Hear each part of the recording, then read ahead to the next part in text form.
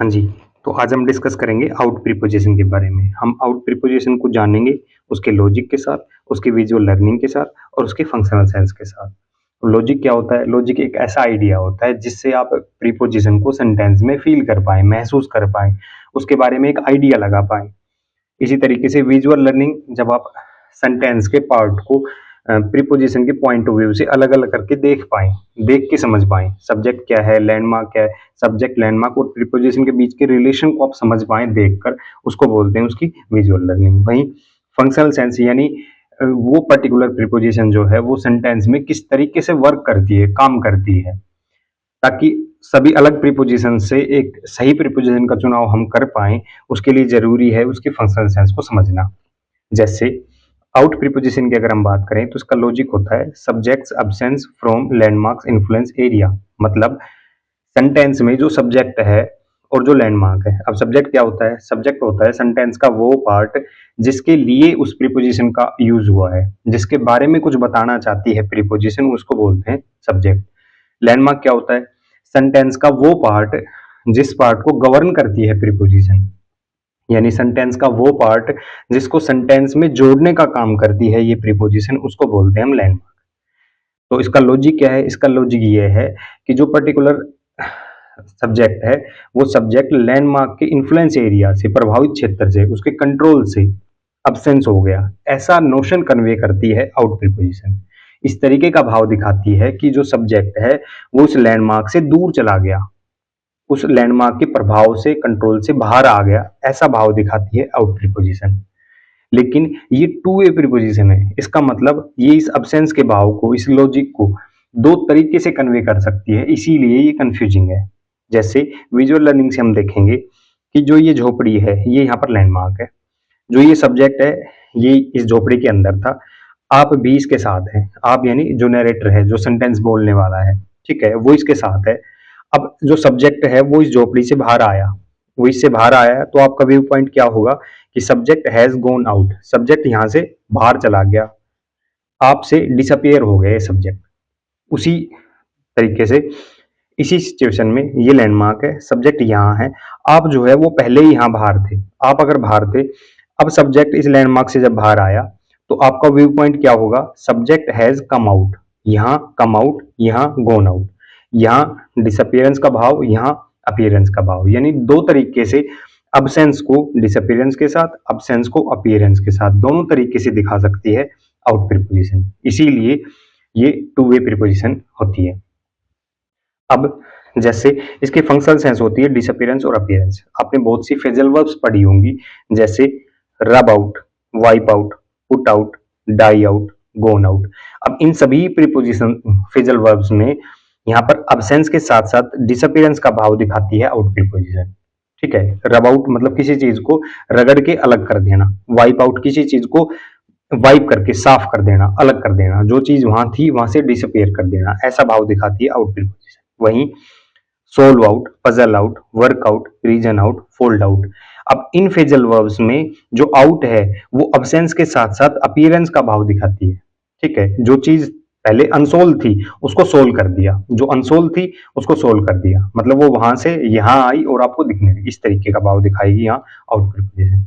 इसी तरीके से एक्सक्लूड, एक्सॉस्टेड, एलिमिनेट, इन वर्ड्स में जो एक्स है वो आउट के लिए यूज हुआ है, यहाँ पर एक्सक्लूड, एक्सॉस्टेड, एलिमिनेट। यहाँ पर जो है इन वर्ड्स में आपको अब्सेंस के साथ साथ डिसअपियरेंस का भाव दिख रहा होगा। एक्सक्लूड, जो चीज पहले थी वो एक्सक्लूड हो गई, ठीक है। एक्सॉस्टेड मतलब जो चीज थी वो खर्च हो गई, खत्म हो गई, ठीक है, जो एनर्जी थी वो खत्म हो गई, इस तरीके का भाव यहाँ पर दिखाती है। ऐसे ही एक्सप्लेन, एक्सप्लिकेट। अब इन वर्ड्स में आपको अब्सेंस के साथ साथ अपीयरेंस का भाव यहाँ पर दिखता होगा।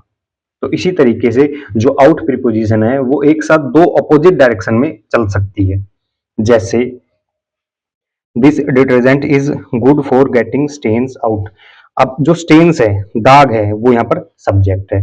अब सब्जेक्ट यानी स्टेन जिस पर भी लगे थे, जिस पर मान लो इस कपड़े पर लगे थे, यहां से स्टेन आउट हुए, ठीक है, स्टेन आउट हुए, स्टेन आउट यानी जो स्टेन दाग पहले थे वो अब यहाँ पर नहीं है, यानी अब्सेंट हो गए।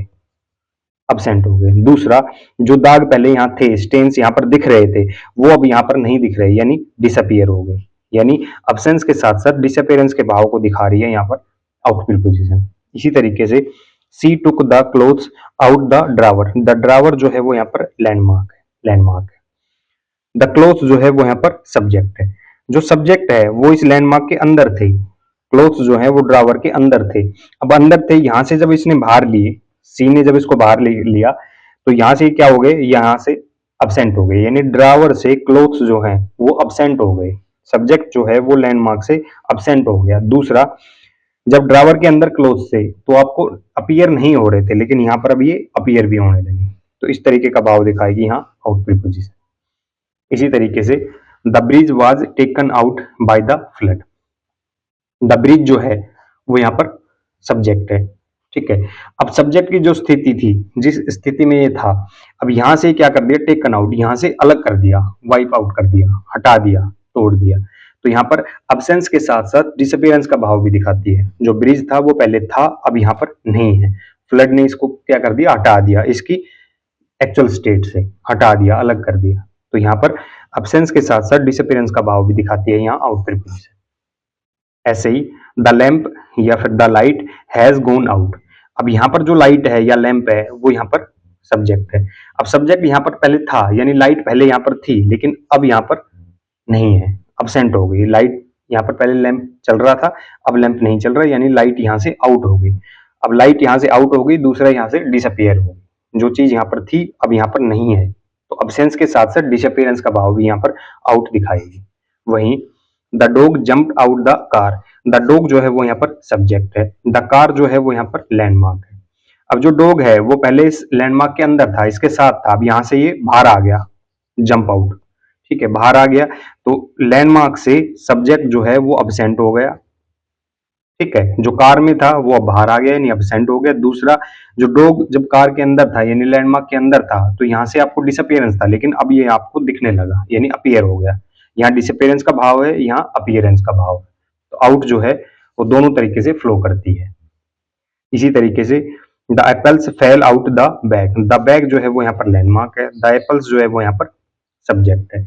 अब सब्जेक्ट जो है वो पहले लैंडमार्क के अंदर थे, अब यहाँ से ये बाहर आ गए, ठीक है। इसका मतलब बैग में से एप्पल जो है वो अब्सेंट हो गए।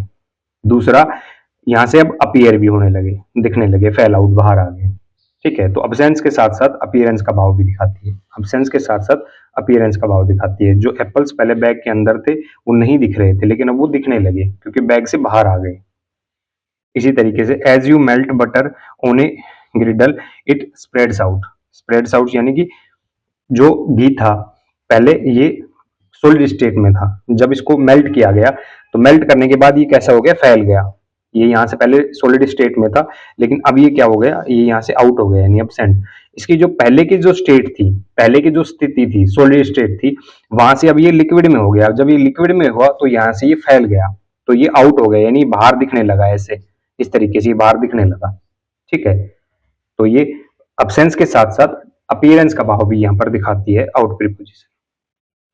इसी तरीके से I paid for the damage out of my saving, अब आउट ऑफ जो है वो यहाँ पर एक कंपाउंड प्रीपोजिशन है, ठीक है।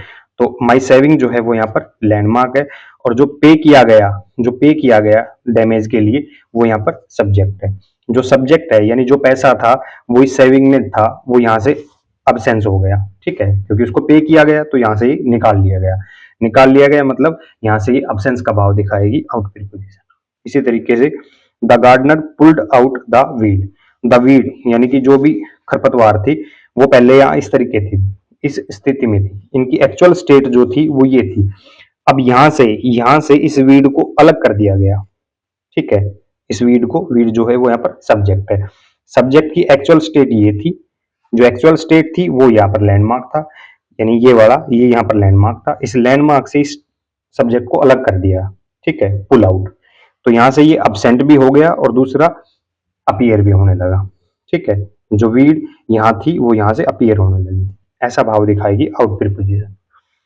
सी looked out the window, she जो है वो यहाँ पर सब्जेक्ट है, द विंडो जो है वो यहाँ पर लैंडमार्क है।